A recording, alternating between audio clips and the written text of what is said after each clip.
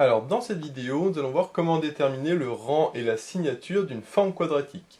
Dans cette vidéo, nous allons voir les cas les plus simples que l'on peut trouver pour avoir des formes quadratiques et déterminer le rang et la signature, et on va utiliser la méthode par décomposition de Gauss. Il y a une deuxième méthode qui consiste à diagonaliser la matrice associée à la forme quadratique, qu'on verra dans une autre vidéo, parce que ici c'est pas forcément la méthode la plus simple. Ici la méthode la plus simple va être de faire par la décomposition de Gauss. Et on verra également des exercices plus compliqués sur la décomposition de Gauss, mais dans une autre vidéo. Ici, on va faire uniquement les cas les plus simples. Donc l'énoncé est très simple, on nous demande de donner la signature et le rang des formes quadratiques suivantes. Donc on a une forme Q qui dépend de 3 variables et l'autre qui dépend de 4 variables. Pour la première, Q qui dépend de 3 variables, quand ça dépend de 3 variables, on peut faire avec la matrice, mais ici on va voir qu'avec la décomposition de Gauss, c'est beaucoup plus rapide. Le principe va être le suivant, il faut d'abord regarder dans mon Q si j'ai des termes en x carré, y carré ou z carré. Là, c'est le cas puisque j'ai ici du x carré, ici du y carré, donc je vais pouvoir commencer en faisant une partie de la méthode de Gauss. Par contre, si on n'a que des termes de ce style-là, xy, xt, yt, xz, etc., à ce moment-là, c'est une deuxième partie de la décomposition de Gauss qui est un peu plus compliquée, qu'on verra aussi dans une autre vidéo. Ici, la méthode consiste à reconnaître le début d'une identité remarquable. Donc ici, c'est plutôt simple parce que le x carré est tout seul. Si jamais il y avait un coefficient devant le x carré, par exemple un 3, il faudrait d'abord factoriser par le 3 tous les coefficients, enfin tous les termes où il y a du x. Ici, le x carré, son coefficient c'est 1, donc on peut directement faire l'identité remarquable. Donc on met x, et on va mettre plus ici tous les termes qui comportent du x tout court, pas du x carré mais du x, mais en divisant tous ces termes par 2x. Pourquoi par 2x? Parce que dans l'identité remarquable a plus b au carré, si ici je mets un petit a par exemple, ça va me donner ici x carré plus 2ax plus e carré. Donc on voit que le 2ax, ça va être le terme qui va être ici en x, et donc pour avoir le terme en a, il faut que je divise par 2x, parce que 2ax divisé par 2x, ça fait petit a. Alors qu'est-ce que j'ai en terme en x? Y carré, ce n'est pas un terme en x. 2zx cos alpha, c'est un terme en x, parce qu'il y a le x ici, donc je divise tout par 2x. Si je divise par 2x, le 2 et le x se simplifient, et il reste juste z cos alpha. Je continue, est-ce qu'il n'y a pas un autre terme en x? 2zy sinus alpha, il n'y a pas de terme en x, donc du coup, ce n'est pas, comme il n'y a pas de x, je ne le mets pas dans la parenthèse, et après il n'y a plus rien, donc je reste comme ça. Donc j'ai x plus z cos alpha au carré. Par contre, si je développe, je vois que j'aurai x carré plus 2zx cos alpha, par contre plus z cos alpha, le tout au carré, qui n'est pas du tout un terme qui fait partie de mon expression q. Donc pour compenser, je dois faire moins z cos alpha, le tout au carré. Et le reste, je recopie, c'est-à-dire plus y carré, plus 2zy sinus alpha. Donc ça, c'est la première étape, de reconnaître le début d'une identité remarquable a plus b au carré, et après de compenser avec les termes qui ne font pas partie de la parenthèse, enfin de l'expression. Ensuite, mon terme au carré au début, je le garde.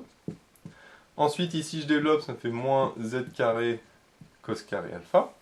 Ensuite, après x, j'ai y, donc même principe, je recommence la même méthode. C'est-à-dire, est-ce que j'ai du y carré? Oui, j'ai du y carré, ça tombe bien, c'est le seul que j'ai.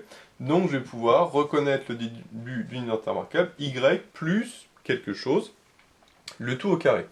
Pour savoir le quelque chose ici, il faut que je regarde tous les termes que j'ai en y tout court dans mon expression. Donc là, ce n'est pas un terme en y. Là, le seul terme en y que j'ai, c'est 2zy sinus alpha. Comme tout à l'heure, j'avais divisé par 2x, là, il faut que je divise par 2y. Si je divise tout ça par 2y, j'aurai juste z sinus alpha. Donc j'ai z sinus alpha, le tout au carré. Et de la même manière que tout à l'heure, pour compenser le fait que j'ai du z sinus alpha au carré qui va apparaître quand je vais développer, pour compenser, je mets moins z sinus alpha au carré, c'est-à-dire moins z carré sinus carré alpha.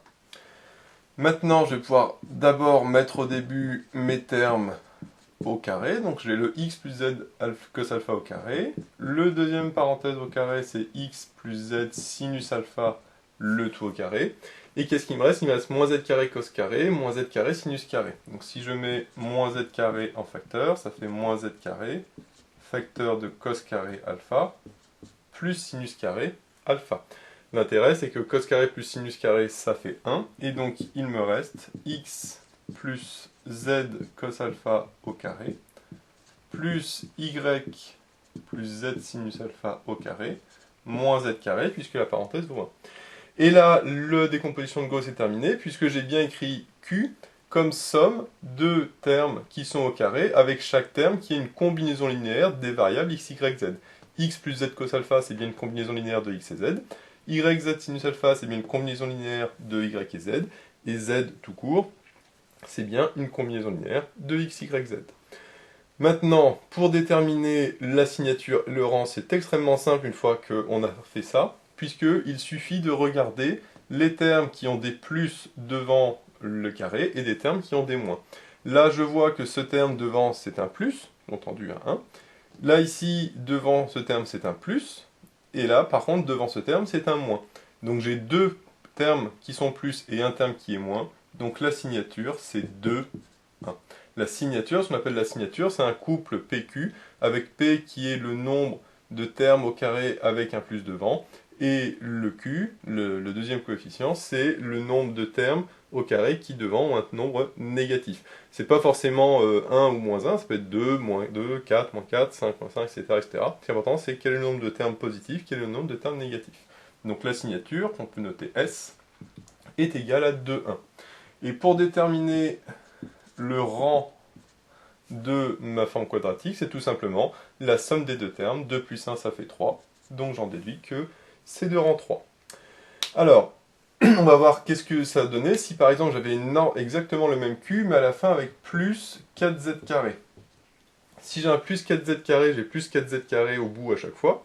Et donc ici, plus 4z carré, ça m'aurait donné finalement non pas moins z carré, mais plus 3z carré. Puisque moins z carré plus 4z carré, ça fait plus 3z carré. Et donc là, cette fois-ci, je vois que j'aurai ici toujours plus, mais ici j'aurais eu plus. Et donc là, cette fois-ci, la signature n'aurait pas été 2, 1, mais 3, 0, puisque j'ai 3 termes positifs et 0 termes négatifs, donc j'aurais eu 3, 0. Par contre, si j'avais ici plus z carré, à ce moment-là, comme j'ai moins z carré plus z carré, ça se serait annulé. Donc là, au contraire, j'aurais eu 2 termes positifs, donc la signature aurait été 2, 0. Et cette fois-ci, le rang aurait été de 2, puisque 2 plus 0, ça fait 2. Donc comme on le voit, le rang c'est extrêmement simple une fois qu'on a la signature, et la signature est extrêmement simple à déterminer une fois qu'on a la décomposition de Gauss. Donc tout dépend du nombre de termes qui ont, au carré, qui ont un terme positif devant, et le nombre de termes qui ont un signe négatif devant. Évidemment, petite chose qu'il faut vérifier quand même avant, c'est que chacun des termes au carré est linéairement indépendant, c'est-à-dire que ça ne doit pas être proportionnel. Bon, ici c'est évident parce que x plus z cos alpha n'est pas linéaire, n'est pas proportionnel à y plus z sinus alpha, mais généralement c'est toujours le cas, c'est toujours linéairement indépendant, mais on ne sait jamais, ça peut arriver, donc toujours vérifier que les termes ici sont bien linéairement indépendants. Donc ça c'était pour le premier exemple. Comme on le voit, c'est plutôt simple puisque ça se fait en 2 étapes, donc il n'y a pas grand chose à faire. Pour le deuxième exemple, on va voir qu'il y a un petit peu plus de calcul, ne serait-ce que déjà parce qu'on a 4 variables au lieu de 3. Et là, on va voir un petit peu plus en détail le principe de la décomposition de Gauss. L'idée est la suivante, c'est que Q de x, y, t, là encore une fois, j'ai du x carré, donc c'est parfait puisque je vais pouvoir faire la même méthode que tout à l'heure, et en plus je n'ai pas de coefficient devant x carré, ici le coefficient dans x carré c'est 1, donc je peux directement faire appliquer mon principe qui est de mettre x plus quelque chose, le tout au carré, et après de compenser. Alors quel est ce plus quelque chose? On a dit que c'était les termes en x, mais divisé par 2x. Si ici j'avais mis y, je peux très bien commencer par y, j'aurais pris les termes en y, mais divisé par 2y. Si j'avais mis z, j'aurais mis les termes en z divisé par 2z. Donc là, comme j'ai mis x, il faut que je regarde qu'est-ce que j'ai comme terme en x. Il n'y a pas de x, il n'y a pas de x, il n'y a pas de x. Là, il y a du x. 2xy, si je divise par 2x, ça donne y. Là, j'ai aussi un terme en x, xt. xt, si je divise par 2x, les x vont se simplifier, mais pas le 2, donc ça fait t sur 2. et je mets tout ça au carré. Par contre, pour compenser, il faut que je soustrais le terme que j'ai mis ici au carré. Attention, c'est pas chacun au carré, il faut compenser en mettant le tout au carré, c'est-à-dire y plus t sur 2, parce que ici c'est x plus y plus t sur 2, et donc je mets y plus t sur 2 au carré avec le moins pour compenser le fait que, en développant, je vais avoir du y plus t sur 2 au carré qui va apparaître, mais qui n'est pas dans ma forme de base. Ensuite, je recopie ce qu'il me reste, c'est-à-dire moins 2y carré plus 4z carré. Le plus t carré, j'y ai pas touché. Ça, par contre, c'est rentré dedans. Et le yt, pareil, je n'y ai pas touché. Maintenant, le mieux, c'est d'abord de simplifier tout ça. Donc, le premier terme, surtout, je n'y touche pas, parce que c'est une combinaison linéaire des variables au carré, donc ça, c'est parfait. Jusqu'à la fin, je n'y toucherai plus. Ça, par contre, il faut le développer. Si je le développe, hein, c'est a plus b le tout au carré. Attention, il y a un moins devant, donc je vais mettre le moins directement. Ça va me faire moins y carré. Ensuite, 2ab, ça va faire 2y fois t sur 2. Les deux vont simplifier, ça va faire yt. Avec le moins, ça va faire moins yt. Ensuite, le t sur 2 au carré, ça fait t carré sur 4. Avec le moins, ça fait moins t carré sur 4. Donc ça, c'est pour la parenthèse que j'ai développée. Le reste, je recopie. Plus 4z carré plus t carré plus yt. Et là, je vois que j'ai moins yt plus yt qui se simplifie. Ensuite, je vais pouvoir regrouper les choses qui se regroupent. Alors, qu'est-ce qui se regroupe? Je vois que j'ai moins y carré moins 2y carré. Donc, ça va me donner moins 3y carré. Donc ça, comme d'habitude, j'ai dit, je n'y touche pas. Là, ici, j'ai moins 3y carré moins t carré sur 4 plus 4z carré plus t carré. Alors, il y a aussi les t carrés pardon, que je vais pouvoir simplifier, puisque t carré moins t carré sur 4, donc là ça fait 4t carré sur 4, donc ça fait finalement 3t carré sur 4. Donc plus 3t carré sur 4, et plus 4z carré. Alors, maintenant, le principe est terminé, puisque je vois qu'ici, je n'ai plus qu'une somme de termes au carré. C'est pour ça qu'ici, c'est un exemple simple une fois de plus, puisque je n'ai pas besoin de réappliquer une fois de plus le principe de la décomposition de Gauss. Par contre, si j'avais encore des termes, par exemple, en xt, ou en yt, enfin pas en xt, mais plutôt en zt, en yt, ou en yz, c'est-à-dire un produit de deux variables, là j'aurais été obligé de recommencer la décomposition de la même manière que je l'ai fait pour le x. Ça c'est ce qu'on verra dans une autre vidéo sur des cas un petit peu plus compliqués. Là ici, je n'ai pas de terme en produit de deux variables, je n'ai plus que des variables au carré, donc x carré, t carré, z carré, donc la décomposition de Gauss est terminée. Vu que c'est terminé, je vais pouvoir déterminer la signature. Alors, que vaut la signature? Eh bien, il faut regarder le nombre de termes positifs et le nombre de termes qui sont négatifs. Ce terme-là au carré devant C1, donc lui, il va compter dans les positifs. Le moins 3y carré, par contre, attention, lui, son coefficient, c'est moins 3, donc il est négatif, donc lui, il va compter ici. 3t carré sur 4, c'est 3 quarts t carré, 3 quarts c'est positif, ça va compter là. Et 4z carré, 4 plus 4 est positif, donc ça va compter là. Donc finalement j'ai 3 termes positifs, celui-là, celui-là et celui-là. Donc ça va me donner 3 termes positifs. Et j'ai un terme négatif qui est moins 3, donc il compte pour 1. Donc la signature c'est tout simplement 3, 1. Attention bien sûr, hein, le fait que moins 3y carré soit au milieu, n'a pas d'influence, hein, on peut le mettre n'importe où. Ce qui est important, c'est vraiment le coefficient. Donc certains, ils ont tendance à mettre d'abord les plus, après les moins, c'est-à-dire le moins 3y carré, on le met au bout. C'est pas un problème, hein, comme ça, ça ressemblera à la formule du cours, mais ça sert pas à grand-chose ici, hein, on voit clairement que le y carré, son coefficient est négatif, donc la signature sera 3, 1. Et pour le rang, eh ben, il suffit d'additionner les deux, 3 plus 1 ça fait 4, donc le rang est égal à 4. Alors on peut rajouter quelque chose en disant que Q est non dégénéré. Qu'est-ce que ça veut dire que Q est non dégénéré? Ça c'est le cas où le rang de Q est égal au nombre de variables dont dépend Q, c'est-à-dire la dimension de l'espace de départ. Ici, Q dépend de 4 variables x, y, z, t, et le rang est égal à 4. On peut donc en déduire que Q est non dégénéré. Ça peut être une question supplémentaire qu'on peut poser. Donc alors, la méthode elle est très simple, hein, c'est la même, on calcule la signature et le rang, et c'est à la fin seulement qu'on voit si Q est non dégénéré ou pas. Et par contre, si le rang, par exemple, aurait été de 2, alors que j'ai 4 variables, à ce moment-là, on aurait dit que Q est dégénéré.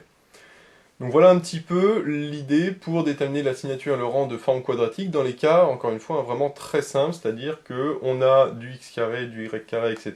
Et on arrive très facilement, avec la décomposition de Gauss, à arriver à une forme simple. On verra dans d'autres vidéos des formes différentes, qui nécessitent plus de calculs, notamment avec des factorisations par des constantes, et on verra également d'autres méthodes avec la détermination de la matrice associée à Q et la diagonalisation de cette matrice, et on verra que le nombre ici, P, correspond tout simplement au nombre de valeurs propres positives, prises en compte avec leur multiplicité, et ici c'est le nombre de valeurs propres négatives. Voilà, tout simplement. Donc c'est juste que ça demande de faire de calculs de diagonalisation et non pas un calcul de décomposition de Gauss, mais le principe est le même, sachant que quand on a 4 variables, évidemment, trouver les valeurs propres, c'est un petit peu plus compliqué, donc là, c'était beaucoup plus simple de faire par cette méthode-là. Donc voilà, j'espère que cette vidéo vous sera utile, n'hésitez pas à vous abonner pour être au courant des nouvelles vidéos qui sortiront. J'ai mis le lien dans la description vers l'énoncé de l'exercice, ainsi que vers d'autres exercices sur les formes quadratiques. J'ai également mis le lien vers la page Tipeee où vous pouvez soutenir Méthode Math, et moi je vous dis à bientôt pour de nouvelles vidéos.